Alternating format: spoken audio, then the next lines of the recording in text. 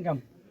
আমি রাজু খান কয়েক লক্ষ টাকা ফেসবুক থেকে ইনকাম করি, মাস শেষে যদি আমি সত্যি কথা বলি আমার খরচ বাদে যদি 20,000 টাকা ডানি রাখতে পারি আমি মনে করি আলহামদুলিল্লাহ, কিন্তু 20,000 না, প্রতি মাসে বর্তমান লসে আছে প্রত্যেকটা। যে আজকে যেরকম লাভে না, এই যে আপনারা আসছেন 64 জেলাতে ইমানে রোজার দিন সত্যি কথা বলে দেন আমার লস না লাভ?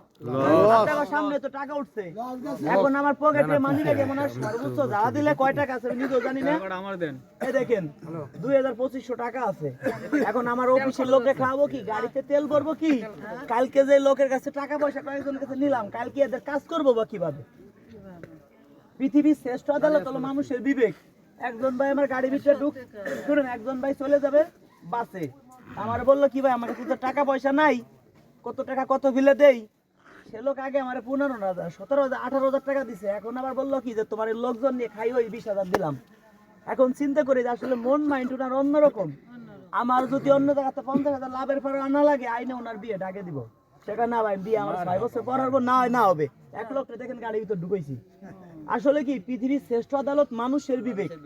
কারণ সে আমার স্বার্থ ছাড়া 20,000 টাকা দিচ্ছে হলো 18,000, এখন 20,000 38,000 টাকা।